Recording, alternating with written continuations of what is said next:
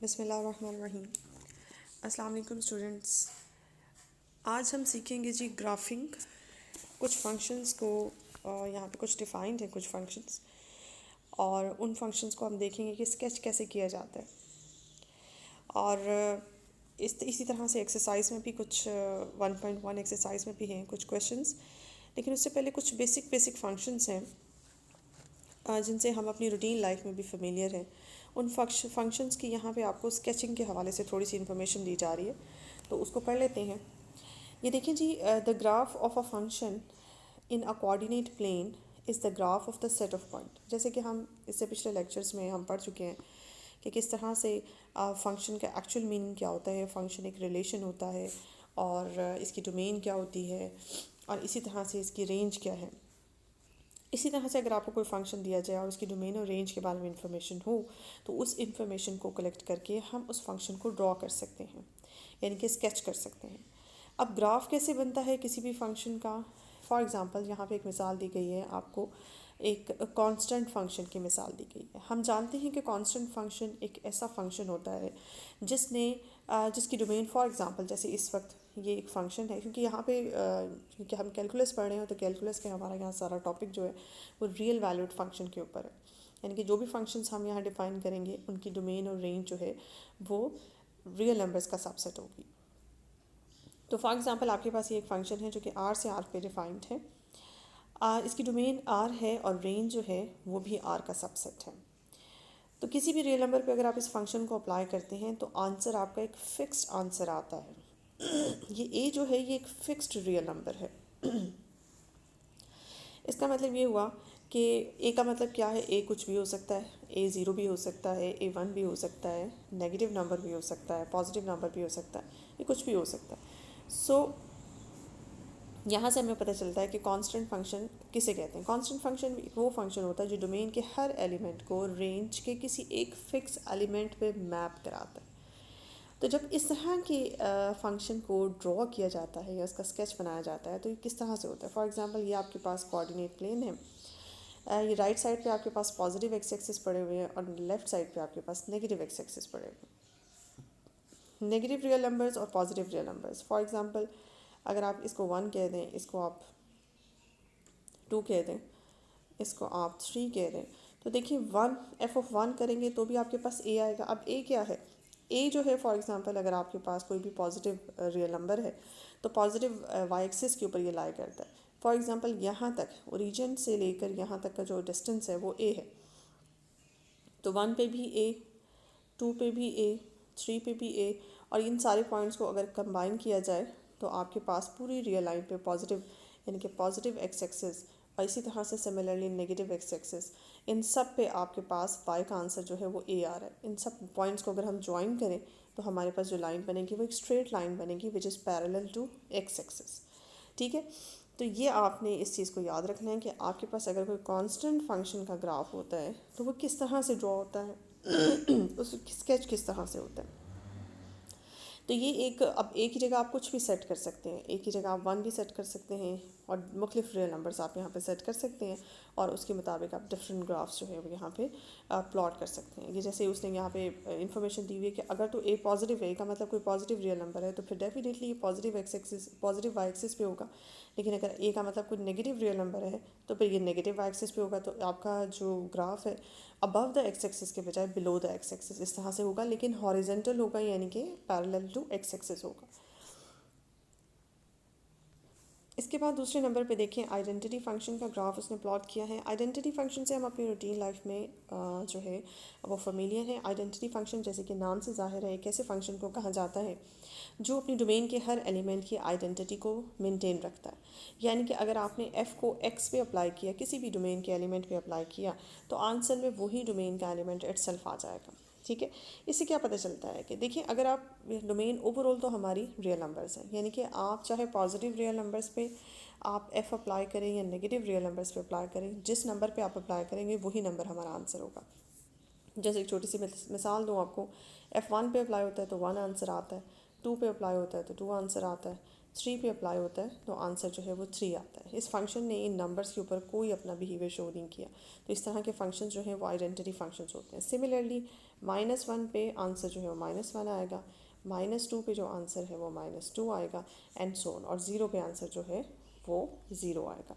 तो यहाँ से अगर आप इन सारे एलिमेंट्स को यहाँ ग्राफ पे ड्रॉ करें तो इनको ज्वाइन करने से जो लाइन बनती है वो एक स्ट्रेट लाइन बनती है। देखिए यहाँ से एक चीज़ हमें पता चल रही है कि जब मैं डोमेन में पॉजिटिव रियल नंबर्स पुट करती हूँ तो आंसर में रेंज में मेरे पास सेम वही पॉजिटिव रियल नंबर्स ही आते हैं, और डोमेन में नेगेटिव रियल नंबर्स पुट करने से रेंज भी मेरे पास नेगेटिव रियल नंबर्स ही देती है। तो आपको फिर ऐसे क्वाड्रेंट्स तलाश करने होंगे। जैसे फर्स्ट क्वाड्रेंट की अगर मैं बात करूँ तो फर्स्ट क्वाड्रेंट में एक्स और वाई, यानी कि domain stands for the x axis. Domain को हम हमेशा एक्स एक्सिस पे ड्रॉ करते हैं, पहली बात ये आप देख लें। और रेंज जो है वो हमेशा हमारी वाई एक्सिस के अलॉन्ग ड्रॉ होती है। तो ये रूल तो सबको ही पता होता है, यहाँ आपका ये रिवाइज हो गया। एक चीज़ का आपने बस ख्याल रखना है कि डोमेन को आपने एक्स एक्सिस पे ड्रॉ करना है, यानी कि ये जो एक्स है ये एक्स एक्सिस है, और जो उसका आंसर आया है एफ ऑफ एक्स का वो हमारा वाई एक्सिस पे ड्रॉ होता है। तो आपने ये देखा कि फर्स्ट क्वाड्रेंट में सिर्फ और सिर्फ हमारा वाई और एक्स दोनों पॉजिटिव सेम सिंबल जो हैं वो फर्स्ट क्वाड्रेंट में होते हैं। इसी तरह हमने देखा जब हमारा एक्स नेगेटिव होता है तो वाई भी नेगेटिव होता है, तो नेगेटिव एक्स एक्सिस आपका जाता है और नेगेटिव वाई एक्सिस जो है वो आपका जाता है फोर्थ क्वाड्रेंट में। इसका मतलब है आपका ग्राफ जो प्लॉट होगा वो ग्राफ फर्स्ट क्वाड्रेंट में होगा और थर्ड क्वाड्रेंट में होगा। तो फर्स्ट एंड थर्ड क्वाड्रेंट में जब आप इस ग्राफ इस स्केचिंग करते हैं, इसके अगर आप टेबल बना लें, और यहाँ पे जैसे मैंने आपको कुछ वैल्यूज़ बताई, 1 पे 1 आंसर है, फॉर एग्जांपल एक्स एक्सिस यहाँ 1 है और यहाँ वाई एक्सिस 1 है, एक्स एक्सिस यहाँ 2 है और वाई एक्सिस यहाँ 2 है। इसी तरह से या आप देखेंगे कि इन पॉइंट्स को ज्वाइन करने से आपके पास जो है वो एक बिल्कुल स्ट्रेट लाइन बन रही है। इसी तरह से थर्ड क्वाड्रेंट में आपके पास स्ट्रेट लाइन बन रही है जो कि 0 से पास कर रही है। तो ये आपके पास एक स्ट्रेट लाइन बनती है जो कि फर्स्ट एंड थर्ड क्वाड्रेंट से पास करती है। इसी तरह से अगर आपके पास नेक्स्ट फंक्शन है मॉडुलस फंक्शन है। ये मॉडुलस फंक्शन जो है इसमें F of X is equal to X mod है, और मॉड से हम फेमिलियर हैं।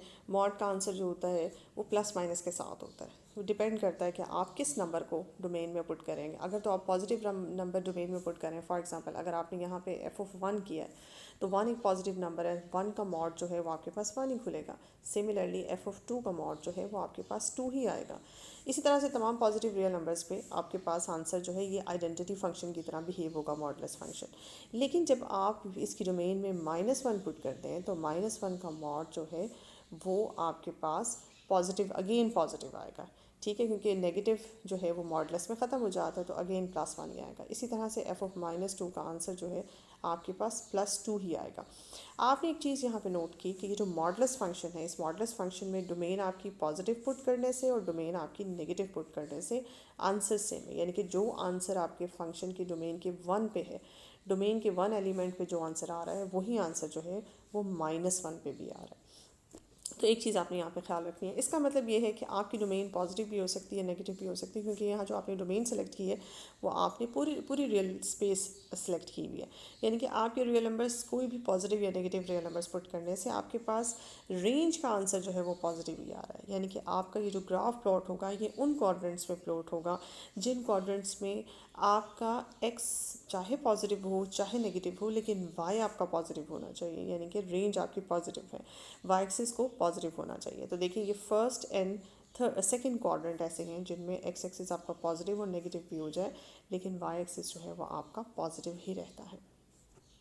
तो अगर आप इन पॉइंट्स को, जो 2-4 पॉइंट्स मैंने आपको बना के दिए थे, जैसे 1 पे 1 है और 2 पे 2 है, तो इन 2 पॉइंट्स को जब हम ज्वाइन करते हैं तो इसी तरह की एक स्ट्रेट लाइन बनती है हमारे पास, लेकिन सिर्फ फर्स्ट क्वाड्रेंट में। इसी तरह से -1 के ऊपर अगर आप -1 पे ड्रॉ करते हैं तो -1 पे भी आपका आंसर जो है वो 1 ही आता है, तो एक पॉइंट आपको ये बनता है। और -2 फॉर एग्जांपल अगर यहाँ है तो -2 पे 2 आता है, 2 आता है। सॉरी मैंने ज़्यादा गैप के साथ ड्रॉ कर दिया। अगर आप -2 इधर करके ड्रॉ कर लें, -2 पे अगर आप 2 ड्रॉ करें, ये +2 है, ये +1 है, ठीक है जी। तो आपके पास इन 2 पॉइंट्स को मिलके एक ऐसी लाइन आती है जो कि आपके पास सेकंड क्वाड्रेंट में, इस तरह से first quadrant and second quadrant में आपके पास स्ट्रेट लाइंस बनती है। इसके साथ ही थोड़ा सा जैसे अभी ऊपर हमने आइडेंटिटी फंक्शन किया, आइडेंटिटी फंक्शन जो है F of X is equals to X होता है, F of X is equals to X है।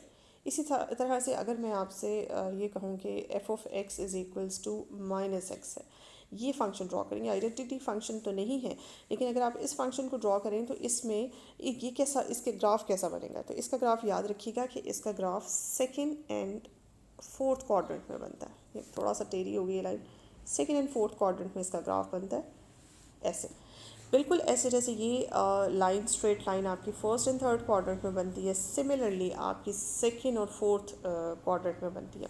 बिकॉज आपका फंक्शन है F of X is equals to minus times x.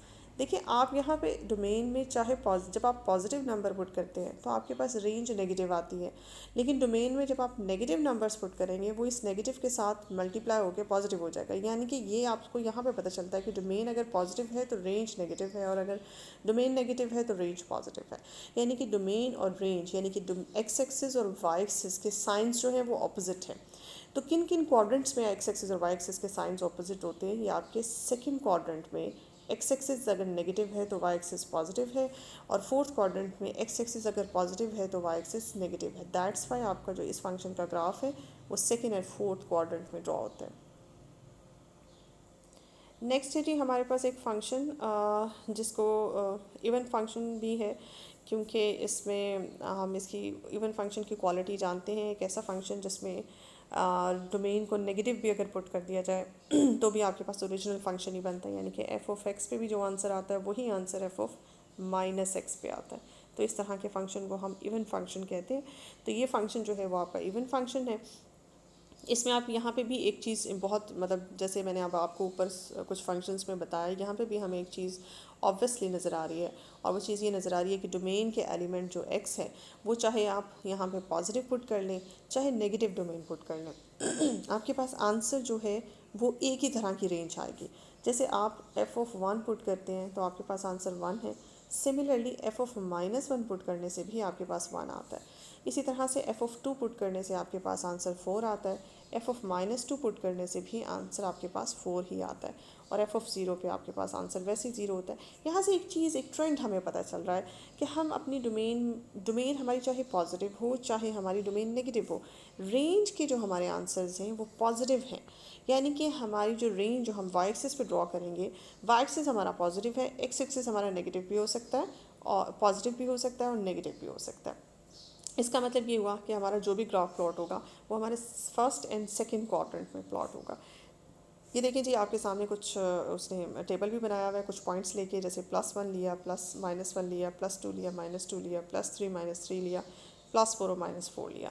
तो देखिए आपके पास ये अगर माइनस वन है, प्लस वन है, और इसी तरह से यहाँ पे माइनस वन है, इसी तरह से माइनस टू है, यहाँ प्लस टू है, तो करते कराते आपके पास जो आंसर्स आएंगे वो आपके पास यहीं आ रहे हैं। ठीक है, तो इन सारे पॉइंट्स को ज्वाइन करके मैंने थोड़ा बड़ा स्केल ले लिया, आप अगर छोटा स्केल लें तो इन सारे पॉइंट्स को ज्वाइन करके आपके पास एक पैराबोला की शेप बन रही है। ये एक ऐसा पैराबोला है जो symmetry about the positive Y axis है। ठीक है, ये फर्स्ट एंड सेकंड क्वाड्रेंट में प्लॉट हो रहा है। तो इससे तो आप थोड़ा बहुत वाकिफ़ होंगे, क्योंकि सेकेंड ईयर में आपने जो है कोनिक सेक्शन पढ़ा होगा। उस कोनिक सेक्शन में पैराबोला, इलिप्स और हाइपरबोला हमने पढ़े थे। तो उससे रिलेटेड वहाँ से भी अगर हम देखें तो y is equal to X square type इस तरह की जो इक्वेशन होती है ये हमारे पास पैराबोला की इक्वेशन होती है। ठीक है जी, तो यहाँ से आप इसको स्केच भी कर सकते हैं। स्केच करने का बहरहाल हमें तरीका सिखाया गया यहाँ पे, और हमें कुछ एस्टिमेशंस भी, हम फंक्शन को देख के भी कुछ एस्टिमेशंस लगाने का तरीका हमने यहाँ पे सीखा है कि किस तरह से फंक्शन को देख के हम अंदाज़ा लगा सकते हैं कि हमारा फंक्शन जो है, फंक्शन का जो ग्राफ है वो किस क्वाड्रेंट में होगा। नेक्स्ट है जी हमारे पास जो ग्राफ हमने प्लॉट किया हुआ है वो हमने ब्रैकेट फंक्शन का प्लॉट किया हुआ है। सबसे पहले तो मैं आपको ये बता दूँ कि bracket of a real number होता क्या है। किसी भी रियल नंबर का जो ब्रैकेट फंक्शन है वो किस तरह से रिप्रेजेंट किया जाता है कि अगर आप किसी रियल नंबर के अबाउट इस तरह की ब्रैकेट डाल दें तो this is called the bracket of this real number. अब एक्स यहाँ पे क्या है, एक्स यहाँ पे कोई भी रियल नंबर है। अब ये ब्रैकेट का बिहेवियर होता क्या है, पहले इस ब्रैकेट के बिहेवियर को समझ लें तो फिर आपको समझ आएगा कि ब्रैकेट का बिहेवियर होता क्या है, ये ब्रैकेट अप्लाई किस तरह से की जाती है। इसको यहाँ पे ब्रैकेट फंक्शन भी कहा जाता है, और दूसरे लफ्ज़ों में इसको फ्लोर फंक्शन भी कहा जाता है। ठीक है। तो इसके दोनों नाम आप याद कर लें। फ्लोर फंक्शन को नॉर्मली अगर आप सर्च करें तो आपको पता चलेगा कि फ्लोर फंक्शन को नॉर्मली किसी भी रियल नंबर पे ऐसे अप्लाई किया जाता है, इस तरह से। ये ब्रैकेट्स, इस तरह की ब्रैकेट्स चलती हैं। लेकिन हमारे कोर्स में अगर आप कैलकुलस में देखें तो कैलकुलस में ये ब्रैकेट्स का स्टाइल जो है वो इस तरह से प्रॉपर ब्रैकेट्स हैं। तो हमारे पास जो फ्लोर फंक्शन है उसको बेसिकली ब्रैकेट फंक्शन ही कहा जाता है। रिप्रेजेंटेशन ये भी ठीक है और ये भी ठीक है, लेकिन हमारी कैलकुलस की बुक में जो रिप्रेजेंटेशन है वो ये वाली रिप्रेजेंटेशन है, ठीक है जी।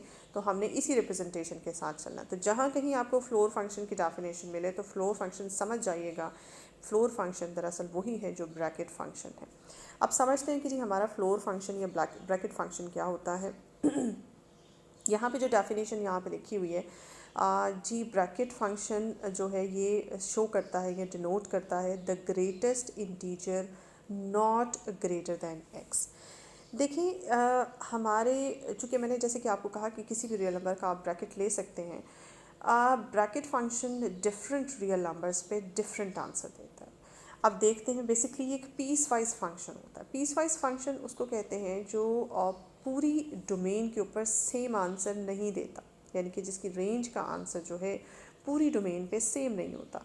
अगर रेंज को आप डिवाइड कर लें कुछ पीसेस में, आप उसके पीस बना लें, जैसे आप कुछ पोर्शंस बना लें, कुछ इंटरवल्स बना लें कि जी इतने इंटरवल पे हमारे इस फंक्शन का ये आंसर होगा और इतने इंटरवल पे हमारा फंक्शन ये आंसर दे रहा है, तो फिर आपने, इसका मतलब है कि अपने फंक्शन की डोमेन पे अपने फंक्शन के बिहेवियर को डिवाइड कर दिया, यानी कि आपने पीस वाइज कर दिया। तो इस तरह के फंक्शन, जैसे मैं अक्सर डबल बिहेवियर का फंक्शन या ट्रिपल बिहेवियर या मल्टीपल बिहेवियर का फंक्शन कहती हूँ, बेसिकली वो पीस वाइज फंक्शंस होते हैं जिनका डोमेन के डिफरेंट पीसेस के ऊपर आंसर जो है रेंज का वो डिफरेंट होता है।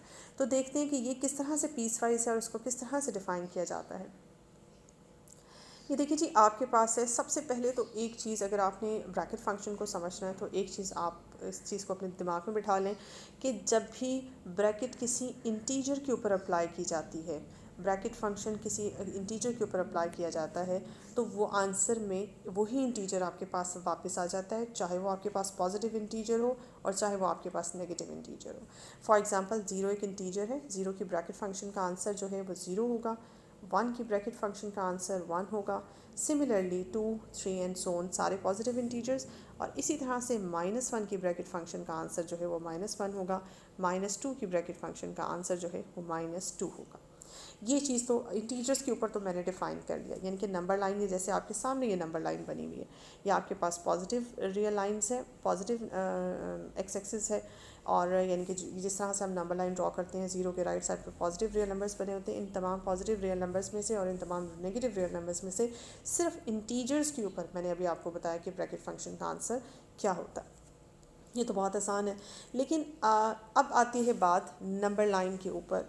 आपने 0 पे ब्रैकेट फंक्शन डिफ़ाइन कर लिया, 1 पे ब्रैकेट फंक्शन डिफ़ाइन कर लिया, -1 पे डिफ़ाइन कर लिया, लेकिन जब बात आती है 0 से 1 के दरमियान के जो पोर्शन है, जो इंटरवल है, उस इंटरवल पे अगर आपसे कहा जाता है कि आप किसी भी पॉइंट को उठा के उसका ब्रैकेट फंक्शन लें, जैसे कि फॉर एग्जांपल आपके पास 0.1 है, 0.1 का जब आपसे कहा जाता है, यहाँ पे कहीं 0.1 है और आपसे कहा जाता है कि आप इसका ब्रैकेट फंक्शन लें, तो एक बात आपने जहन में रखनी है कि ब्रैकेट फंक्शन किसी भी रियल नंबर का लिया जाए, आंसर में आपके पास एक इंटीजर ही आएगा। अगर तो आप किसी इंटीजर का ब्रैकेट फंक्शन ले रहे हैं तो वो तो मैं आपको पहले ही बता चुकी हूँ कि वो तो ऑटोमेटिकली वही इंटीजर हमारे पास आंसर में आ जाता है। लेकिन अगर आप किसी इन नॉन इंटीजर, यानी कि किसी फ्रैक्शन का, किसी रैशनल नंबर का, किसी इर्रेशनल नंबर का ब्रैकेट फंक्शन ले रहे हैं, तो आपके पास तब भी आंसर एक इंटीजर आएगा। अब सवाल ये पैदा होता है वो कौन सा इंटीजर होगा। वो एक ऐसा इंटीजर होगा जो इस रियल नंबर से लेस होगा, ठीक है। और द ग्रेटेस्ट इंटीजर, साथ में ग्रेटेस्ट का वर्ड, द ग्रेटेस्ट इंटीजर उन तमाम इंटीजर्स में सबसे बड़ा होगा जो इस रियल नंबर से लेस है, ठीक है। अब फॉर एग्जांपल अगर मैं बात करती हूँ, यहाँ ये नंबर जो है ये मेरे पास 0.1 है, तो 0.1 से जो लेस आपके पास लेज़र इंटीजर्स हैं वो 0 भी है, वो -1 भी है, वो -2 भी है। ये तो एक लंबा सा सिलसिला शुरू हो जाता है, ठीक है, -इन्फिनिटी तक। लेकिन वो तमाम इंटीजर्स जो 0.1 से लेस हैं, उन तमाम इंटीजर्स में जो ग्रेटेस्ट इंटीजर है, लेज़र इंटीजर्स में जो ग्रेटेस्ट इंटीजर है, that would be the answer of this bracket function. तो अगर मैं इन तमाम का कंपैरिजन करूँ, 0, -1, -2, इन सब का आपस में कंपैरिजन करूँ, तो 0 इन लेस इंटीजर्स में से सबसे ग्रेटेस्ट है। ठीक है, तो आपने इसका मतलब क्या हुआ कि 0.1 का जब मैं अब ब्रैकेट फंक्शन लूँगी तो इसका जो आंसर खुलेगा वो 0 है। सिमिलरली इस इंटरवल के अंदर पाए जाने वाले हर पॉइंट एक्सेप्ट 1, मैं बिटवीन बात कर रही हूँ, 0 से 1 के बिटवीन ये जो हमारे पास पोर्शन है, इस इंटरवल के अंदर जितने भी रियल नंबर्स एग्जिस्ट करते हैं, उन तमाम रियल नंबर्स का जब आप ब्रैकेट लेंगे तो आपके पास आंसर आएगा 0, और टेक्निक मैं आपको बता चुकी हूँ। लेकिन आप जब 1 का रियल 1 जो है जो इसकी बाउंड्री पे लाई करता है, और 0 जब आप इसकी जो इसकी इस इंटरवल की बाउंड्री पे लाई करता है, वो इंटीजर्स हैं, उनका जब आप ब्रैकेट फंक्शन लेंगे तो उनका ब्रैकेट फंक्शन उन्हीं के बराबर आएगा। इसका मतलब ये हुआ कि अगर इस बात को इस तरह से ड्रॉ किया जाए कि 0 पे ब्रैकेट फंक्शन का आंसर भी 0 होता है, और 1 से लेस तक, यहाँ से अगर मैं शुरू करूँ, 0 से स्टार्ट करूँ, 0 से लेकर 1 से लेस तक जितने भी मेरे पास इस इंटरवल में रियल नंबर्स हैं, उन सब की ब्रैकेट फंक्शन का आंसर जो है वो 0 है। तो यही बात इसको सम अप करके यहाँ लिखा गया है कि आपके पास x की ब्रैकेट फंक्शन का आंसर जो है, यानी कि x की ब्रैकेट फंक्शन का आंसर जो है वो 0 होगा अगर आपका x 0 है तो भी, और अगर आपका x 0 से शुरू होकर 1 से लेस तक इस इंटरवल में कोई भी रियल नंबर है तो भी। अब इस बात को फर्दर एक्सटेंड करते हैं। अब 0 से 1 के इंटरवल को हमने डिस्कस कर लिया, अब हम चलते हैं 1 से 2 के इंटरवल को डिस्कस करने। नेक्स्ट है हमारे पास, देखें 1 पे हम जानते हैं कि हमारी ब्रैकेट फंक्शन का आंसर जो है वो 1 होगा, 2 पे 2 होगा, लेकिन सवाल ये पैदा होता है कि इसके दरमियान के पोर्शन में क्या आंसर होगा।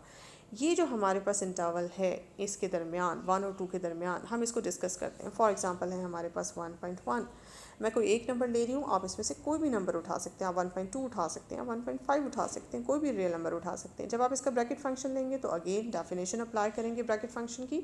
The bracket function of a real number is a greatest integer which is lesser than this real number. अब 1.5 अगर आपको यहाँ लाई करता है तो 1.5 से जो लेज़र रियल नंबर्स हैं वो 1 भी है, 0 भी है, -1 भी हैं, और ये सारे रियल नंबर्स जो हैं, ये सारे इंटीजर्स जो हैं, the integer which is lesser than 1.5, तो 1.5 से ये सारे इंटीजर्स जो हैं ये लेस हैं।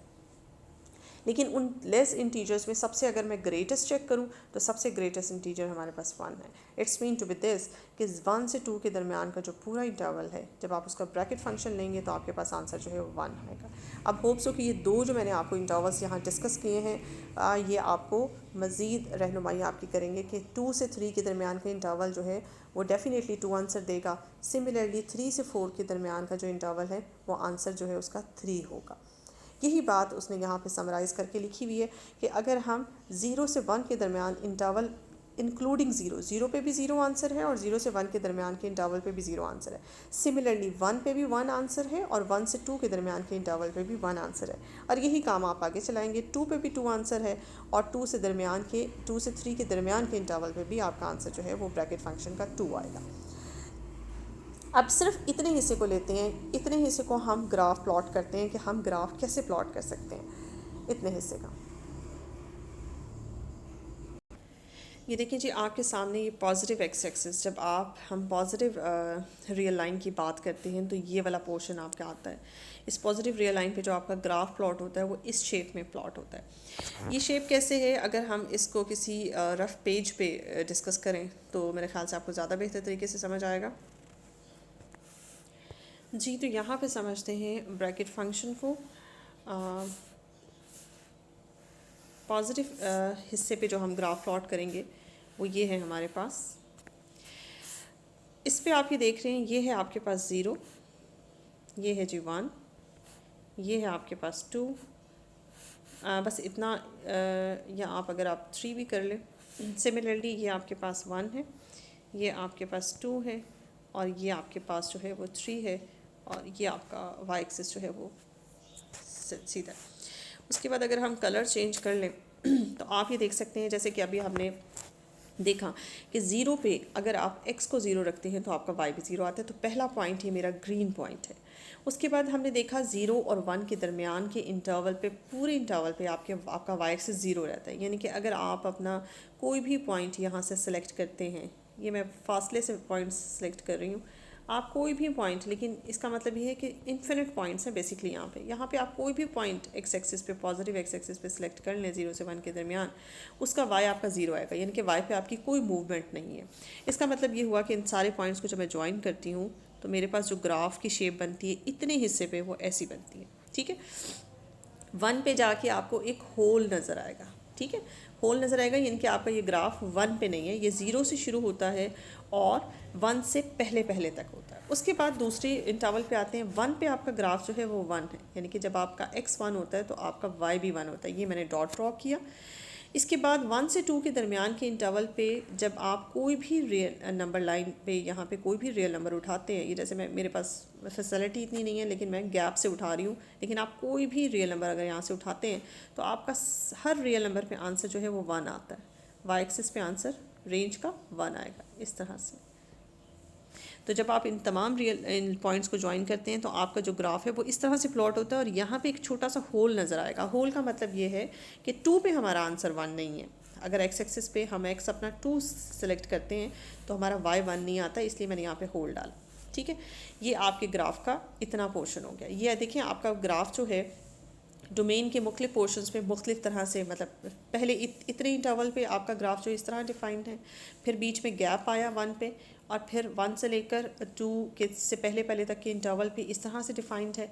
ये आपका पीस वाइज फंक्शन है, यानी कि हर इंटरवल पे आपके फंक्शन का बिहेवियर जो है वो डिफरेंट है। यानी कि आप ये कह सकते हैं कि हर इंटरवल पे आपके फंक्शन की रेंज का आंसर डिफरेंट है। अब टू पे आपका आंसर जो है वो टू ही आता है। ठीक है, और इसी तरह से टू और थ्री के दरमियान के इंटरवल पे आपका आंसर जो है रेंज का टू आएगा। तो जब आप ग्राफ प्लॉट करेंगे तो आपका इस तरह का ग्राफ होगा, और एंड में आप होल डाल देंगे। होल आप इसलिए डाल रहे हैं कि थ्री पे आपका आंसर जो है वो, ये होल सही नहीं डला, होल पे इसलिए डालेंगे कि थ्री पे आपका आंसर जो है वो टू नहीं है। सिमिलरली अगर आप इसको एक्सटेंड करें तो आपका ग्राफ जो है इसी तरह से स्टेयर्स, आपको ऐसे लगेगा जैसे स्टेयर्स होती हैं वैसे आपका स्टेयर्स लाइक ग्राफ जो है आपका स्केच होगा। अब हमने ये बात की सिर्फ पॉजिटिव एक्स एक्सिस की। अब हम ब्रैकेट फंक्शन को नेगेटिव रियल नंबर्स के ऊपर समझते हैं, और नेगेटिव रियल नंबर्स में नेगेटिव इंटरवल्स पे, जिस तरह से पॉजिटिव इंटरवल्स पे हमने अपने ब्रैकेट फंक्शन को समझा, सिमिलरली नेगेटिव इंटरवल्स पे भी समझ लेते हैं।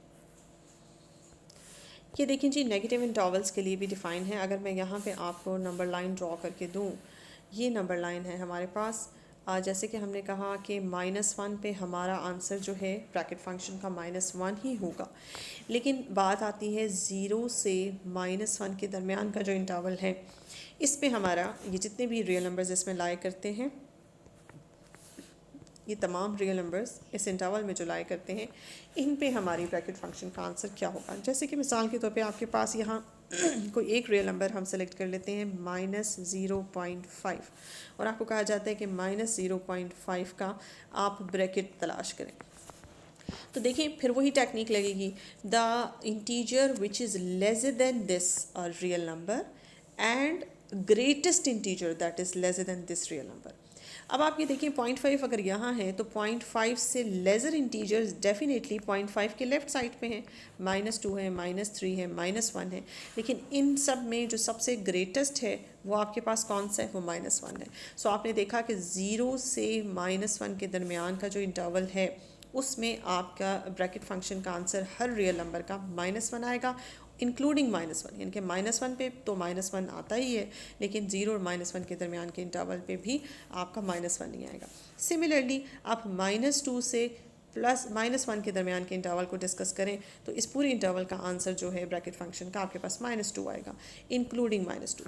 सिमिलरली आप -3 से -2 के दरमियान के इंटरवल को डिस्कस करें तो -3 पे भी -3 आएगा, और -3 से -2 के दरमियान के इंटरवल पे भी आपका आंसर जो है -3 आएगा।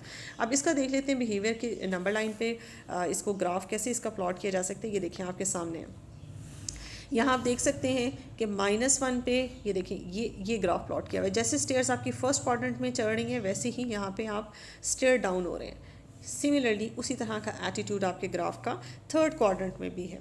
और यहाँ हमने देखा कि नेगेटिव यानी कि थर्ड क्वाड्रेंट में और फर्स्ट क्वाड्रेंट में आपके ग्राफ का बिहेवियर, आपका ग्राफ जो प्लॉट होता है फर्स्ट और थर्ड क्वाड्रेंट में होता है और बिहेवियर सेम है, इस तरह से गैप्स के साथ है। तो ये पीस वाइज फंक्शन है, ब्रैकेट फंक्शन है। ये ब्रैकेट फंक्शन बिल्कुल बेसिक ब्रैकेट फंक्शन को हमने यहाँ पे ग्राफ उसको समझ भी लिया, उसकी डेफिनेशन भी समझ ली और उसको प्लॉट करना भी सीख लिया।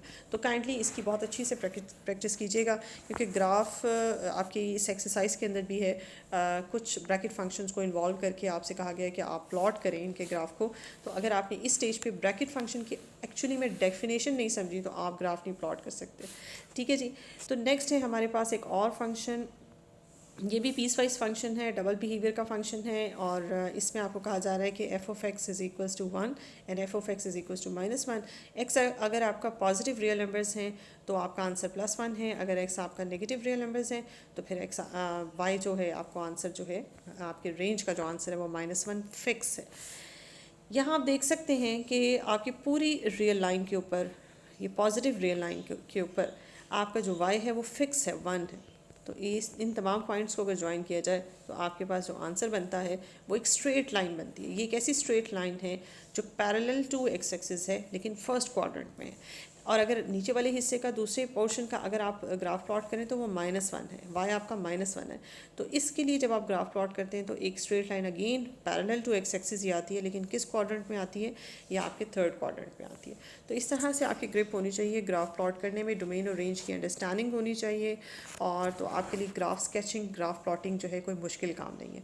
होप्स हो कि आज के लेक्चर में आपको ग्राफ स्केचिंग जो है वो बहुत अच्छे तरीके से समझ आ गई होगी। कुछ बेसिक फंक्शंस थे जो मैंने यहाँ पे कोशिश की कि आपको अंडरस्टैंडिंग हो जाए। नेक्स्ट एक्सरसाइज में कुछ क्वेश्चंस हैं, मैं कोशिश करूँगी ख़ास तौर पे ब्रैकेट फंक्शन को जो इन्वॉल्व करते हैं एक्सरसाइज के, वो क्वेश्चंस आपको लाजमी करवा दूँ।